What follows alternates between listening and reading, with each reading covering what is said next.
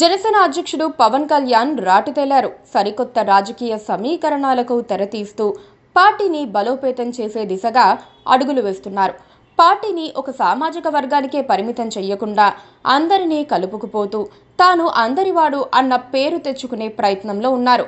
Deputy సీఎంగా పదవిని చేపట్టడానికి ముందు పరిస్థితులు వేరు, తర్వాతి పరిస్థితులు వేరు అని జనంలోకి సందేశం పంపేందుకు పవన్ వ్యూహాలు రచిస్తున్నారు. పార్టీని బలోపేతం చేసేందుకు పవన్ కొత్త వారికి అవకాశం ఇస్తున్నారు.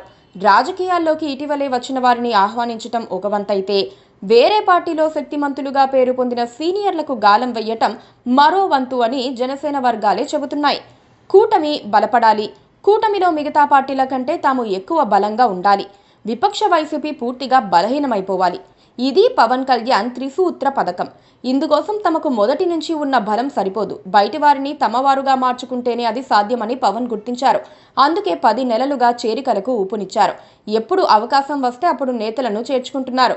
ఏడాది తిరగకుండానే వైసీపీ కీలక నేతలు బాలినేని శ్రీనివాసరెడ్డి, సామినేని ఉదయభాను, జయమంగళం వెంకట్రమణ, కిలారు రోసయ్య జనసేన గుటికి చేరారు.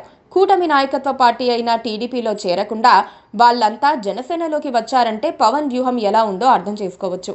ఉత్తరాంధ్రలో తమ పార్టీకే కాకుండా రాజకీయంగానూ కూటమికి నాయకత్వ లోపం ఉందని పవన్ గ్రహించారు.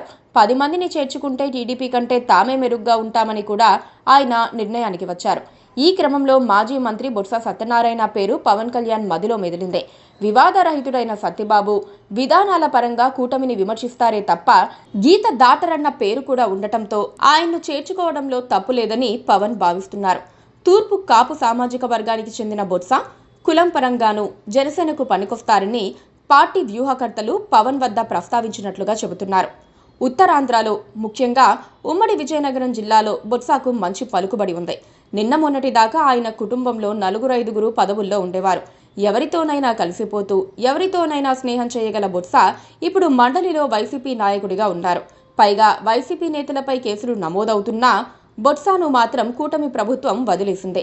దాంతో జనసేనలో చేర్చుకోవడానికి కూడా మార్గం సుగమమయ్యిందని అంటున్నారు. 6 నుంచి 10 అసెంబ్లీ నియోజకవర్గాల్లో బొత్స ప్రాబల్యం ఉంటుందని జనసేన లెక్కలు వేసుకుంటోంది. అందుకే బొత్సకు తలుపులు తెరిస్తే బాగుంటుందన్న చర్చ జరుగుతోంది.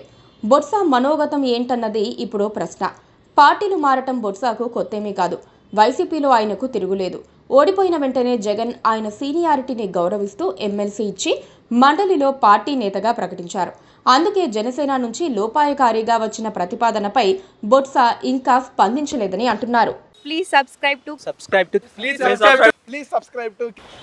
to KTV Telugu. KTV Telugu. KTV Telugu. KTV Telugu channel.